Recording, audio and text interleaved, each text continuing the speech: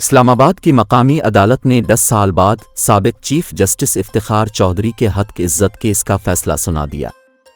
अदालत ने साबिक चीफ जस्टिस इफ्तिखार चौधरी का बानी पीटीआई इमरान खान पर 20 अरब रुपए हर्जाने का दावा खारिज कर दिया। 2013 के इंतखाबात में धांधली के इल्ज़ामात पर जनवरी 2015 में इफ्तिखार चौधरी ने बानी पीटीआई के खिलाफ दावा दायर किया था। हक इज्जत के दावे में कहा गया था कि बानी पीटीआई ने अदलिया के खिलाफ बेबुनियाद और मन घड़त इल्ज़ामात लगाए।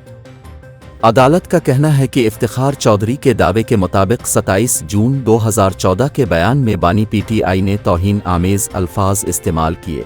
हक इज्जत का दावा 6 माह 24 दिन बाद 20 जनवरी 2015 को दायर हुआ, जबकि 2002 के कानून के मुताबिक 6 माह के अंदर दावा दायर करना ज़रूरी है और कानूनी तौर पर तौहीन आमेज़ बयान के 6 माह के दौरान दावा दायर नहीं हुआ। अदालत ने बानी पीटीआई के खिलाफ किया गया हक इज्जत का दावा खारिज कर दिया।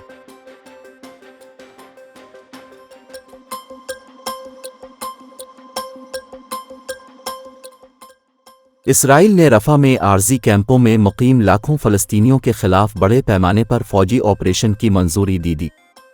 गैर मुल्की मीडिया के मुताबिक इसराइली वज़ीर आज़म के दफ्तर की जानिब से जारी बयान में कहा गया है, नेतन्याहू ने रफ़ा ऑपरेशन की मंजूरी दी है। गज़ा में 5 माह से जारी जंग के बाइस तकरीबन 23 लाख फ़लस्तीनियों ने रफ़ा के कैंपों में पनाह ले रखी है।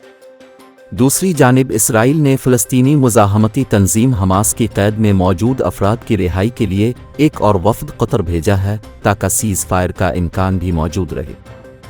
गुज़श्ता रोज़ हमास ने इसराइल के साथ मुज़ाकरात के लिए अपना मंसूबा पेश किया था, जिसमें इसराइली यरग़मालियों की रिहाई के एवज़ जंग बंदी, फ़लस्तीनियों की गज़ा में वापसी और सहूनी अफवाज की जानिब से क़ैद बनाए गए फ़लस्तीनियों की रिहाई शामिल है।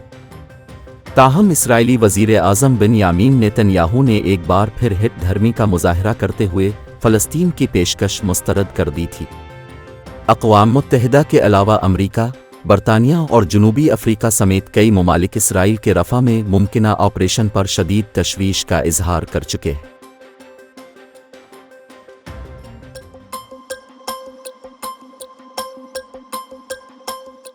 बैंकों के नुमाइंदे बनकर जाली कालें करके खातेदारों से भारी रकूम निकालने वाले मुल्ज़िमान के 3 रुकनी गिरोह को FIA साइबर क्राइम के अमले ने कराची के इलाके गुलशन इकबाल से गिरफ्तार कर लिया।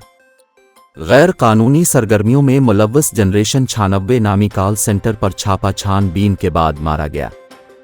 गिरफ्तार मुल्ज़िमान में अब्दुल हमीद, शाहान अफजल और नोमान अली शामिल हैं। हुक्काम के मुताबिक मुल्ज़िमान खुद को बैंक नुमाइंदा जाहिर करके जाली कॉल करते थे। मुल्ज़िमान मज़कूरा कॉल्स के लिए जदीद तरीन टेक्नोलॉजी का इस्तेमाल करते थे। मुल्ज़िमान मज़कूरा कार्ड से मकामी और बैन अल-अक़वामी तलबा के लिए दाखिला फ़ीस भी अदा करते थे।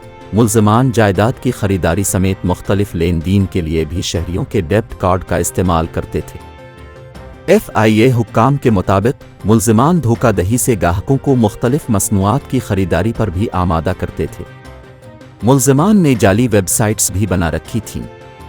मुल्ज़िमान की जानिब से पैसे वसूल होने के बावजूद प्रोडक्ट डिलीवर नहीं की जाती थीं। मुल्ज़िमान को गिरफ्तार करके तफ्तीश का आगाज़ कर दिया गया है और दीगर मुल्ज़िमान की गिरफ्तारी के लिए छापे मारे जा रहे हैं।